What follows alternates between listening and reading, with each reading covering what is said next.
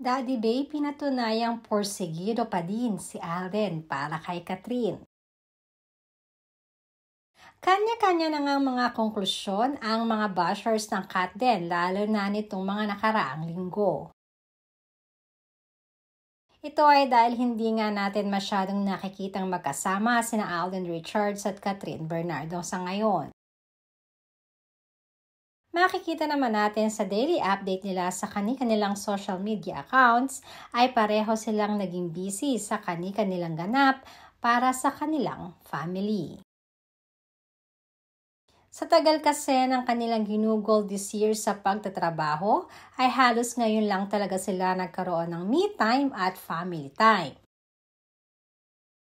Usap-usapan kasi sa mga komento ng mga bashers na hindi daw nakikita si Alden na kasama ngayon ni Catherine, kaya isa lamang di umano ang ibig sabihin nito. Na hindi natuloy ang panliligaw ni Alden kay Catherine at ito ay para lamang sa kanilang movie at purely showbiz lamang.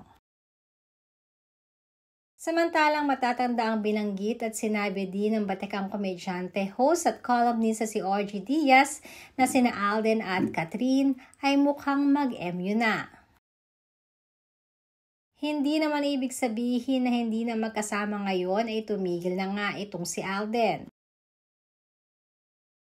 Ayon pa sa aming source, komento pa nito at ni Daddy Bay na porsigido pa rin di umano si Alden para kay Catherine. Dahil isa lamang di umano ang napapansin niya sa anak na si Alden, na hindi pa nito nagawa kahit noon, na ginagawan di umano ni Alden ang paraan at oras para makasama si Catherine kahit malayo pa ito sa bahay nila sa Laguna at busy si Alden sa work. At para nga di umano kay Daddy Bay, ay iba itong nakikita niya ngayon sa anak na si Alden.